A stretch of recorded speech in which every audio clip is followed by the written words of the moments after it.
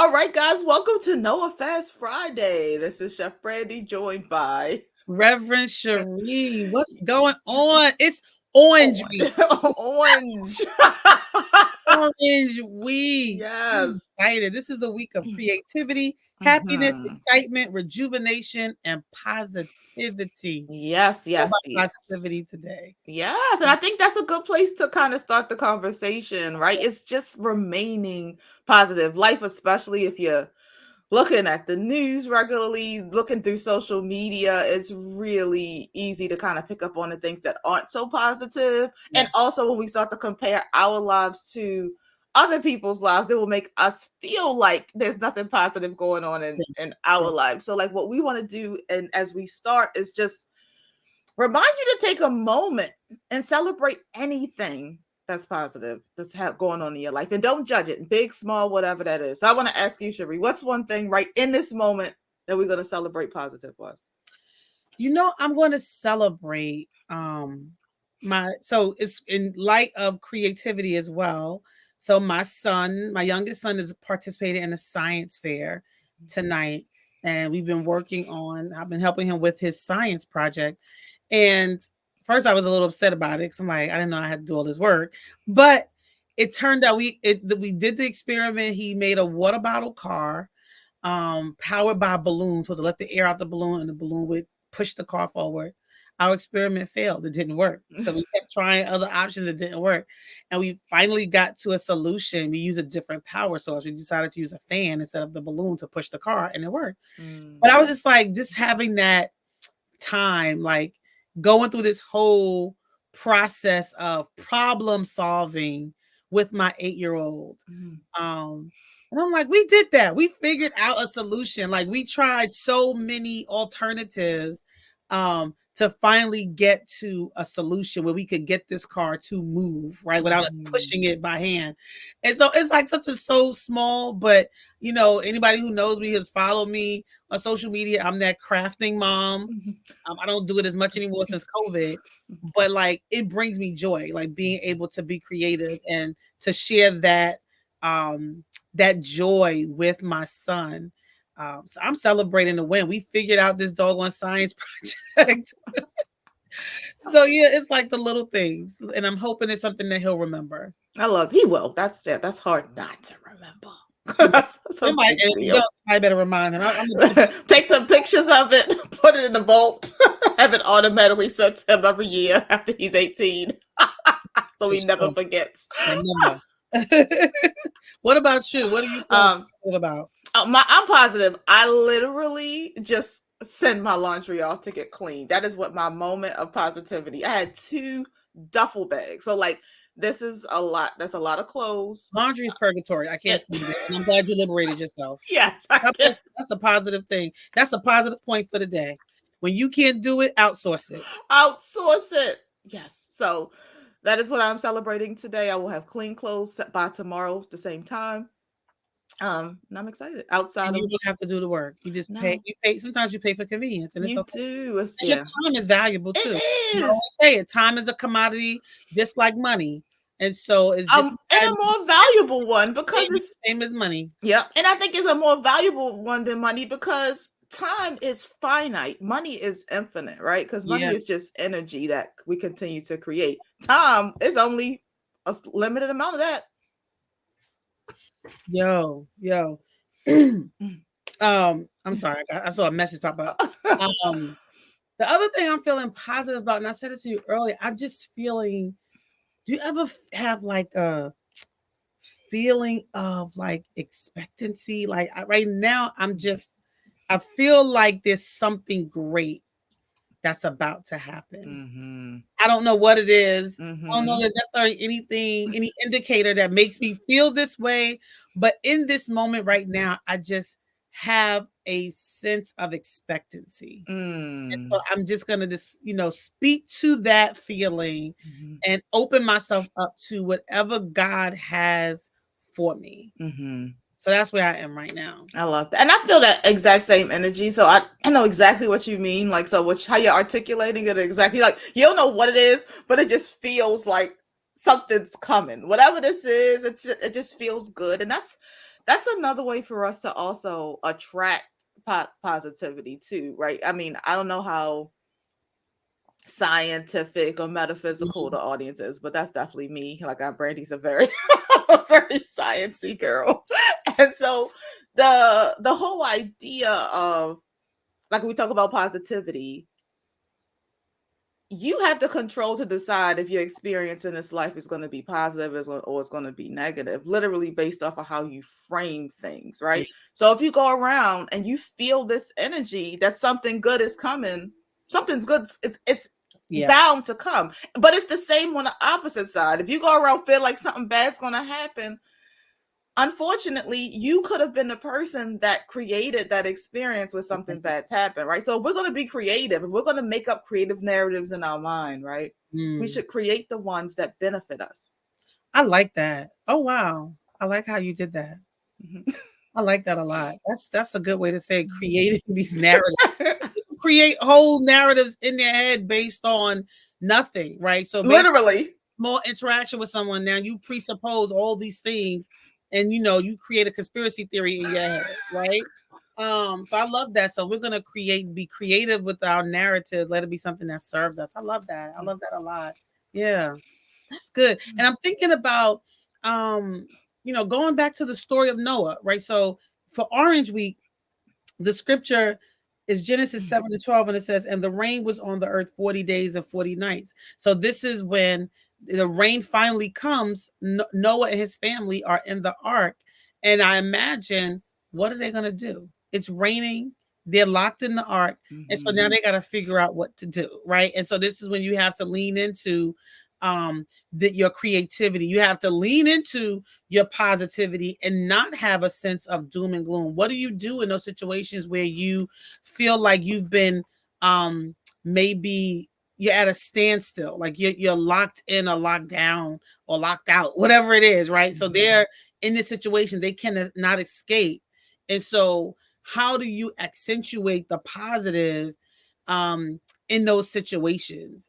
And so that's what we're really looking at with Orange Week as it relates to the Noah story, imagining what could they have been doing at this point in time on this journey with God. The flood, the waters have started, the rain has started to come. The storm is raging, and they're in the ark, and it's like, okay, we're gonna be here at least for 40 days. I'm sure they didn't know that they were still going to be on the ark longer. But how do you hold on to your positivity when the rain is coming down, when the clouds are hanging over your head for an extended amount of time?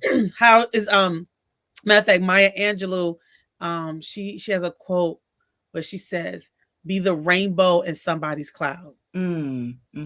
So how can you be a rainbow in your own cloud or in somebody else's cloud, on those dark days or those heavy days or those times of uncertainty? Yeah, I really like that. Yeah, because I don't know, rainbows are really beautiful random things, and what's interesting about them is that you don't always see them after the rain. You don't. Right. But every time I see one, I get you kids get excited. excited. Yes. We see a rainbow, like driving across a bridge. We always see, if it's raining or if it's the rain is like getting ready to stop raining, we always see a rainbow. If I'm driving across a bridge somewhere, like coming from Jersey back home or whatever, we'll see a rainbow. But I'm always astounded when I see it, like just in the city. Like we're in Jamaica, Queens one day, and it's like, and it was a double rainbow. Like over Bodega. We were like, what? You know what I'm saying? And it's like those reminders. I don't know, every time I see a rainbow, I smile. It just brightens my day. It makes me feel so happy. And it goes back to the Noah story, right? Because it's like, this is God's symbol saying the storm is over. Right? It's over. The storm is over. I'm keeping my promise to you. And so there's always this sense of joy, a sense of elation whenever I see the rainbow. Me and my kids, we get excited every time. We stop, we take pictures. It's ridiculous every single time. I love it. That's great. Well, guys, it is also the first day of Women's History Month today. Yes, March is Women's History Month. And so we want to know, are there any women who you are inspired by? Any creative women in Mhm. history who you are inspired by? So Brandy, what women are inspire you? Are you motivated by? I'll tell you, it might seem random, but it's not random to me. One of my favorite women is Jane Goodall. Like I was, and if we don't know who Jane Goodall is, I'm not going to assume that everybody knows Right. who Jane Goodall is. Because I feel like she was more popular like in the 80s, 70s. Yeah, yeah. Even though she actually, it was so, I ended up volunteering at some random conference because she was a keynote speaker, like Oh, in New wow. York. So in New York, all right, before I get into my random, I'm obviously geeking out. Um, Jane Goodall is the lady who did a lot of the research on chimpanzees. So she's an archaeologist who did a lot of research on chimpanzees. I'm sure you're like, oh yeah, the lady who lived with the chimps. Mhm. Um, I don't know why, but ever since I was a kid, like that whole concept fascinated me. Number one, that somebody would go and live with animals. That's number one. Yeah. Figure out like how they communicated with them, and then the correlations between just like their society as it relates to human society. And though it's separate, because I know there's a lot of conversation about evolution and blah blah blah, and people get Mhm. real funky when we start comparing humans to animals. But like scientifically, guys, we are animals. We are a type. Humans are a type of animal. Let's just remember that. But And anyway. the most vicious and most destructive of all the animals. Because Right. Exactly. Let's not talk about that. but but yeah, I just love, because for me it just seemed like this random decision to go and live. And fun fact about Brandy, I actually wanted to be an archaeologist when I was a kid. Like I wanted to be an archaeologist it all because makes sense. I thought it was so cool. But the funny thing about me was like it was weird, but I was like, I can go through the desert, I can wear that cool hat that they have, and I could get the little metal machine, like the Mhm. metal finder. What was it called? What was it called? The metal finder? I don't know. I But forgot. you guys, that little thing that you would like go Yeah. find gold with, like I literally, that was my thing. But research, Brandy did some research, and I was like, oh, these people don't make enough money. I'm not gonna be able to live off of this. I was like, I can't do this. This is crazy. That's the sad But part. Right. so much fun. Like you would just be discovering things. Think about a life of you just going around discovering things. And Mhm. so Jane Goodall, totally somebody woman that I love, because I feel like that was a creative kind of idea, a creative concept to go, let me create this theory where I kind of explore this community and then build your whole life's work around it. Yeah. That's really cool. I love that. And I'm wondering if you can even find correlation between what you found so um interesting about archaeology and the work you do now. Because a lot of times what I realize is that um, even if you don't do what you aspired, the exact career Yep. that you aspired to do as a child, you still end up doing something that has you do some of those same functions. Yep. You know what I'm saying? So there's Hands down. like I always thought I would be a lawyer, right? Mm. Because I talked a lot. Mm-hmm. So I thought, oh, I'll be a lawyer. But I'm not a lawyer. And I actually went to school, studied law, interned at law firms, and discovered I don't want to do this. And so, but I'm a preacher. I still talk a lot, right? And Mm-hmm. so oftentimes it's the same activity in a different vocation, Mm-hmm. you know? And so Mm-hmm. I know you like foraging for mushrooms. So I you're not love. I'm not too far. And I like discovery. I think like, that's the thing. And it's funny because it was archaeology and then it was a surgeon. Those were the two things I thought I was going to be as a kid. I was be an archaeologist, and then I ended up being a surgeon. And it's funny because what I do now is kind of a combination of the two. I mean, the work that I do now is discovering foods that stop you from Mhm. potentially needing surgery. So maybe that's even better than becoming a surgeon and fixing it. So yeah, that's an interesting thing. I love that. I love that. So my person is more recent. I have a few people who I love, but Shonda Rhimes Oh yeah, actually Shonda's really great. inspired me actually to start Thrive Time. That's really what kind Mm. of um gave me the push to start. Mm-hmm. So she wrote a book called Year of Yes. Yes. That book was so transformative for me. Mm-hmm. And I don't know if I ever had that experience where like, wow, like after reading the book, it made me want to get up and do something. Yeah. And so in her book, and Shonda Rhimes is the creator of, like, basically she's ABC Thursday nights, right? I don't watch TV like that no more. Network TV. But Right. she's Scandal, Grey's Anatomy, How to Get Away with Murder, Bridgerton, right? So these are some of her TV series. And she is an introvert. She's a woman who generally doesn't like to go to all these, like, events. She's a celebrity. And so having to go to, all these different events. And a lot of times she would get invited to all kinds of things and she would decline. Her sister, she got invited to, I forgot what it was. It was like something major. I think I remember this. Yeah, her sisters told her, "Oh, I already know you're going to decline because you say no to everything." And so she made a decision that for the next year, she would say yes to everything. I think yes within reason, but basically it was her year of yes. Saying yes and really pushing herself out of her comfort zone of kind of just, and so, it just pushed me forward, like, wow. And I was just amazed because I'm like, this woman is so successful. But meanwhile, she still has this, she's more of an introvert and doesn't want to do this.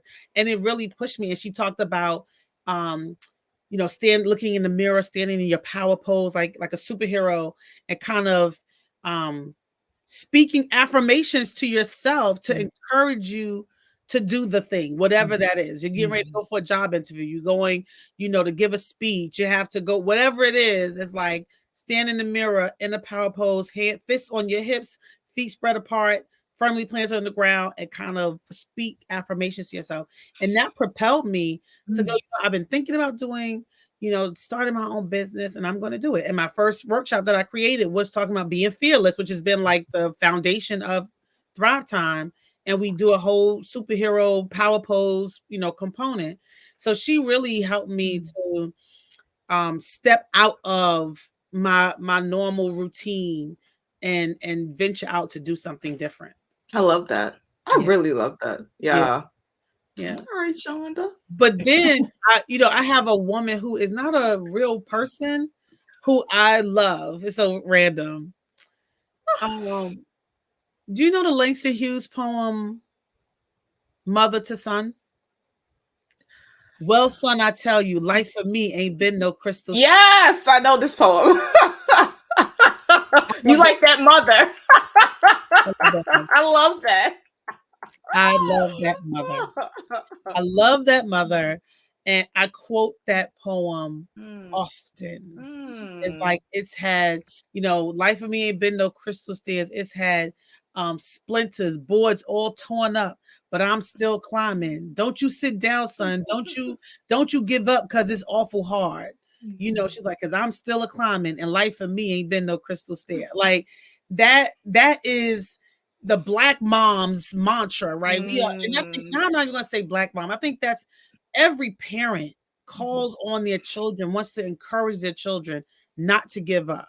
Whether you were born with a silver spoon in your mouth or not, it's like, listen, for us, life ain't been no crystal stair, and it's literally ain't been no. Yes. Life ain't been no crystal stair, and for us as African Americans and the history we've had in this country, we've been through so much, but yet we still push on. And so that mother to son poem, the mother, I love her. And it's funny because I also know that Maya Angelou is also one of the people that you really love, and Still I Rise. Like, as you talk about this poem, of course, Still I Rise becomes the poem that comes into my head, which yes, I love. I know, so I can fumble my way through most of it. I love, Maya Angelou. She has so many great quotes. Like she does. She's the person everybody quotes her when they talk about people won't remember what you said, but Yep. they remember how you made I them make them feel. feel. Yeah. That's so impactful. And talk Mm-hmm. about positivity, right? Talking about um, the positivity points for Orange Week, right? Like, can we do that? Like, can we make a positive impression on people? Mm-hmm. And it's not only about what you say, what you know, they're not going to remember what you said, but can people remember? If people were to remember you and how you made them feel, Mm-hmm. will it be positive or negative? Mm-hmm. Some things you can't control, right? Because some people's interpretation of what you've Oh done, yeah. that's up to them. But we have to have good intentions in all that we do. Mm-hmm. So we Mm-hmm. want you guys out there. We've been just chatting. This is a pre-recorded Yes. um, conversation, but we want you guys to comment below. What are you feeling positive about Mm-hmm. this week? Who inspires you? What women in history inspire you? Who motivate you? Who you've maybe some people have maybe modeled your life after some significant person, and it might not be a well-known person. It could very Mm-hmm. well be someone in your family, someone who you are close to or you've noticed from afar. Because I often think those are the people who and influence us more. It's those Mm-hmm. who we have close connection with, who we are around all the time. And I'm grateful to have so many women in my family and it's even colleagues and working who've been an inspiration to me. Yeah, I agree. And I just thinking about that, I think about this time, another person that comes to mind, I don't know if anybody everybody knows, like Tiffany DeFu, I think is her name, DUFU, but did never heard of this woman before. One of my friends was on the board of a some I don't know, some girls organization, I can't remember, Mhm. but she was the keynote speaker. And she wrote this book called Dropping the Ball. And I loved it because it was her book about the how women try to hold everything together. They play multiple roles, Mhm. like as the husband, well, to support the husband, to take care of the kids, to do community work, to do board obligations, all those types of things, and not taking care of self in that process. And how she, similar to like how Shonda did the year of yes, her thing was she wanted to get comfortable dropping balls. Like it was just like I'm not gonna be able. And I remember when I had I'd seen her keynote. I think I reached out to her. Funny enough, I ran to her in a co-working space I was at one time, and I had bought so many of my friends that book like that year that I just knew my overachieving married mother friends who were just like, you know, always feeling this guilt for not being able to Do do everything every everything. every single day of every single month. Yeah, I get it. Yeah. Yes. And it was nice Gotta be because, every woman. yes, exactly. And it was cool because what's interesting to her is that she just a conversation, just having a conversation with her husband who didn't even realize that she needed that support. Like it was interesting because a lot of the conversation was getting comfortable dropping balls, but then identifying opportunities because you drop them, but some of them you need to pick back up. So like Yeah. how are you going to use your resources around you to make sure you pick it back up? And so just he was like just a simple conversation with my husband, like, Wow. babe, I can't do all. He's just like, oh, I can pick up this. And so it helped her to see like, okay, I'm not even giving myself permission, the opportunity to get the support needed in order to manage all of the things in the process of taking care of everybody else and taking care of myself. So she's definitely somebody that inspired me because I will hold all of these balls up too. But Yeah. after reading her book and hearing her speak, I remember intentionally asking for help or being like, yeah, I can't do all of this. Yeah.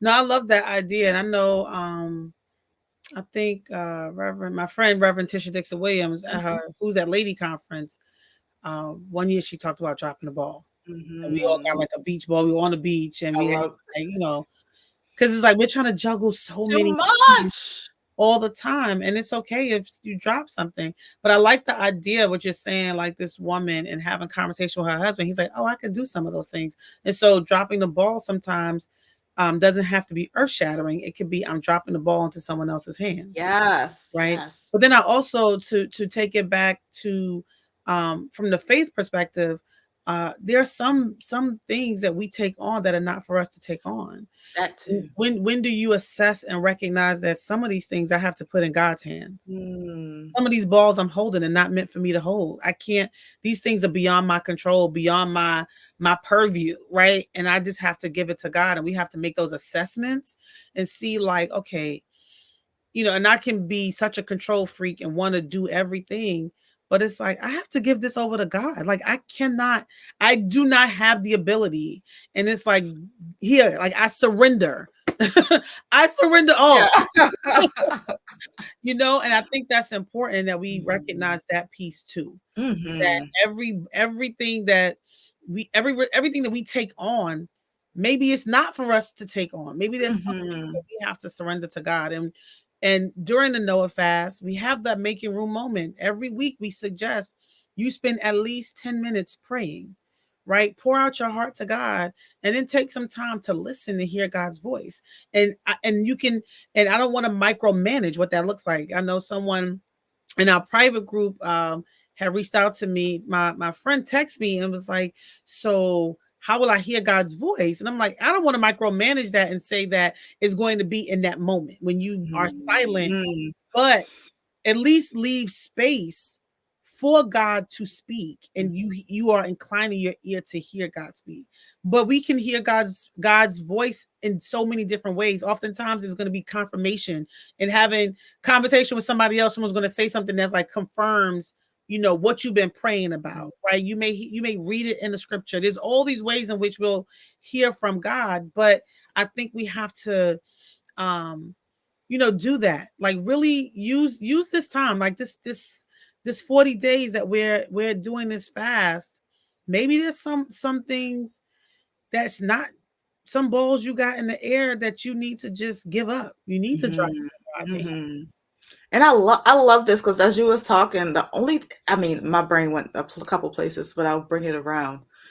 I thought about the power of submission, right? You talk about surrendering, and especially Women's History Month, and the world that we live in today, where there's this conversation about, I'm not submitting to anybody. Everybody doesn't like that word. Submission has become a dirty word, right? Yeah.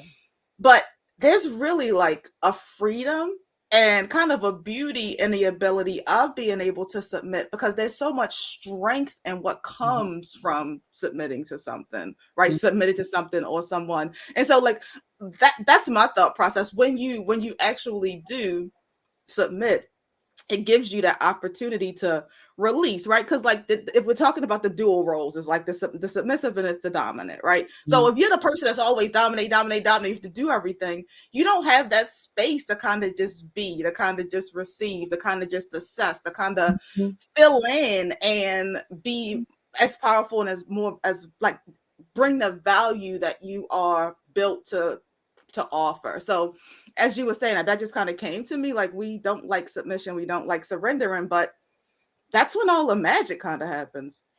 Yeah, and I mean, that's hard. It's a hard process. All right. Thank you. I'm not saying it's like it's simple. Women who've had to take on the leadership role all the time in their families, at work, and their, in so many different spheres. It's hard to that. And you're right. That word is not, it's like a dirty word, right? Like, I don't want to be submissive.